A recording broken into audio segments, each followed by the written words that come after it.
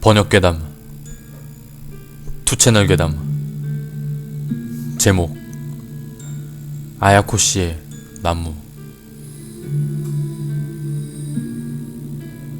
내가 다니는 초등학교에 아야코씨의 나무라고 하는 것이 있었다. 무슨 종류의 나무인지는 모르지만 줄기가 굵고 훌륭했다. 왜 아야코씨의 나무라고 하는지는 모른다. 모두가 그렇게 부르고 있었지만 유래는 아무도 몰랐다. 그런 이름의 나무니까 아야코씨의 나무에는 여러가지 괴담이 있었다. 아야코씨의 나무 아래에는 아야코씨가 묻혀있다든가, 아야코씨가 목을 매달았다고 하든가, 한밤중에 아야코씨가 가지에 앉아 있었다든가. 그 아야코씨의 나무가 베어지게 되었다. 정리된 운동장에는 부조화스러운 나무였고 100m 달리기 스타트 위치에 바로 뒤에 서 있었고 체육시간이나 운동회 때는 상당히 방해가 되었다. 아야코씨의 나무가 잘리는 날은 위험하기 때문에 쉬는 시간에 교정에서 노는 것은 금지되고 체육도 체육관에서 행해지게 되었다. 수업 중에 체인소우의 소리가 들리고 그 체인소우의 소리가 나무를 베는 소리로 바뀐 순간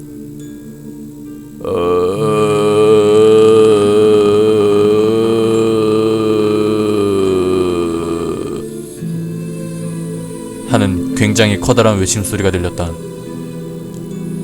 남자인지 여자인지도 모를 정도로 뒤틀린 소리. 어디에서 들려오는지 모른다. 교실에서 들려오는 듯 같기도 하고 멀리서 들려오는 듯 같기도 하다. 선생님은 바로 수업을 중단하고 복도에 나오고 다른 선생님과 대화를 시작했다. 그 사이에도 비명소리는 쭉 계속되고 있었다. 몇 분이 지나고 교정으로 피난하게 되었다. 피난하고 있는 도중에도 외침소리는 계속 들려왔다. 외침소리는 학교 안에 울려 퍼지고 역시 어디에서 들려오는지 모르겠다. 교정에 피난하고 나서도 학교 안에서 외침소리가 들렸다. 얼마 지나서 아야코씨의 나무가 베어져 쓰러지자 외침소리는 그쳤다. 그날은 아무도 버티지 못하고 그대로 집단 하교를 하게 되었고 밤이 되자 보호자 설명회가 있었고 다음 날은 휴교하게 되었다. 보호자에게는 누군가가 방송실에 침입했다고 설명했다고 한다. 다음 날에 친구와 학교에 가보았지만 교문은 닫혀 있어서 안에 들어가지 못했다. 도로에서 교정이 보이므로 아야코씨의 나무를 보니까 어른이 여러 명 있고 그루터기가 된 아야코씨의 나무 주위를 하얀 끈으로 둘러싸고 있었다. 아무래도 재령을 하고 있는 느낌이다. 그날 밤 스위밍 스쿨 갔다 오는 길에 자전거로 학교의 앞을 지나가다가 무심코 교정의 아야코씨의 나무를 보니까 아야코씨의 나무 그루터기에 여자아이가 앉아있는 것이 보였다. 우리 초등학교는 한 곳만 야간 조명이 있고 그것이 아야코씨의 나무의 바로 옆에 있었다. 그러니까 멀지만 상당히 분명하게 보였다. 틀림없이 여자아이가 그루터기 위에서 쪼그려 앉아 있었다. 밤 10시가 넘었다.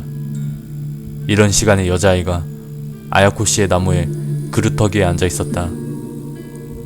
아야코씨다. 틀림없이 아야코씨다.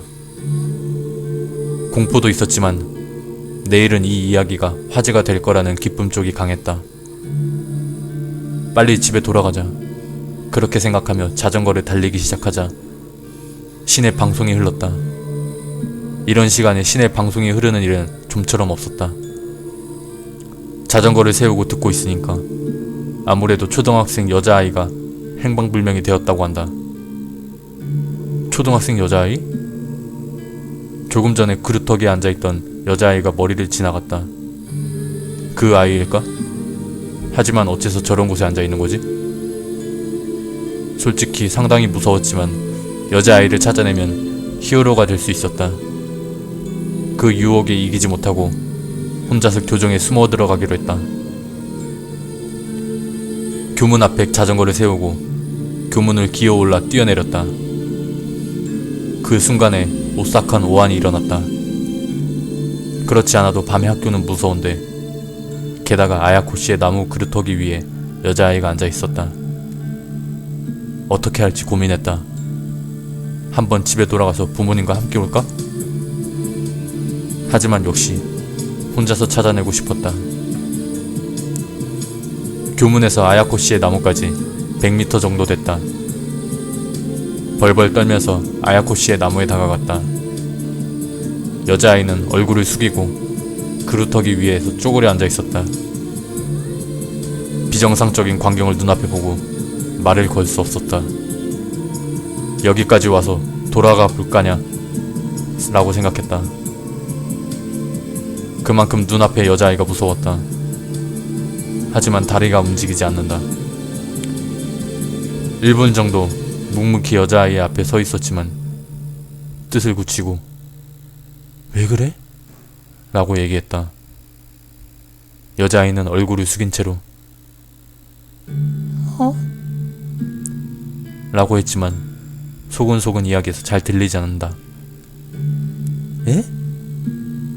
라고 되물어보자 어째서 배웠어?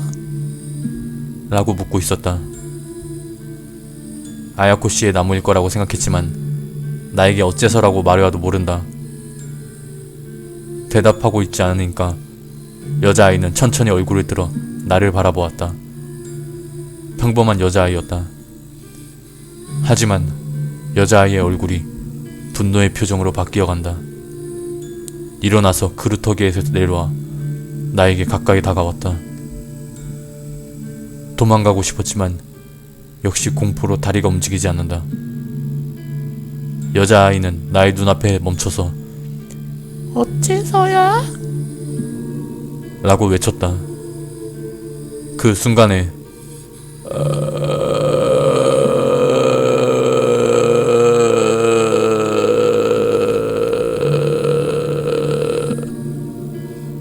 하는 그 뒤틀린 소리가 학교에서 들려왔다. 학교의 창문은 모두 닫혀있지만 소리가 새어서 들려온다. 엄청난 일에 나는 여자아이를 냅다 밀치고 전속력으로 도망쳤다. 교문까지 너무 멀었다. 되돌아보고 싶은 충동에 사로잡혔지만 절대로 되돌아봐서는 안 된다는 느낌이 들어 전력으로 달렸다. 달리고 있는 도중에도 학교에서는 그 목소리가 들린다. 교문 앞에 경찰차가 멈춰있는 것이 보였다. 살았다. 눈물이 나올 정도로 기뻤다. 살려줘! 라고 있는 힘껏 외쳤다. 경관이 무슨 일이야? 무슨 일이 있었어? 라고 물어와도 울어서 대답할 수 없었다. 여러 명이 교정에 들어가 여자아이를 데리고 나왔다. 경찰차 안에서 진정되고 겨우 이야기할 수 있게 돼서 나는 있는 그대로 이야기했다. 믿어주었는지 어떠했는지는 모르지만 교정에 들어간 경관은 학교에서 들려오는 그 소리를 듣고 있었을 것이다. 그 여자아이는 역시 행방불명된 듯 여자아이였던 것 같고 모친이 울면서 여자아이를 꽉 껴안고 있었다. 나는 밤도 늦었기 때문에 부모님에게 연락을 해달라고 하여 함께 돌아갔다. 다음날은 토요일이기도 해서 학교를 쉬기로 했지만 오후에 또 재령을 하기 때문에 함께 두는 편이 좋지 않을까? 라고 담임선생님이 말씀하셔서 오후에 학교를 가기로 했다. 그 여자아이도 같은 초등학교 하급생으로 재령을 받기 위해 부모님과 함께 학교에 와 있었다. 조금 이야기를 했지만 나를 기억하기는커녕 어제의 기억이 거의 없다고 한다. 교장도 교감도 초등학교 선생님이 거의 전원 함께 재령을 받았다. 무슨 잎이 많이 붙은 소나무 가지 같은 걸로 머리를 부스럭부스럭 받았던 것을 기억하고 있다. 재령이 효과가 있었는지 그리고 나서는 아무 일도 일어나지 않게 되었다.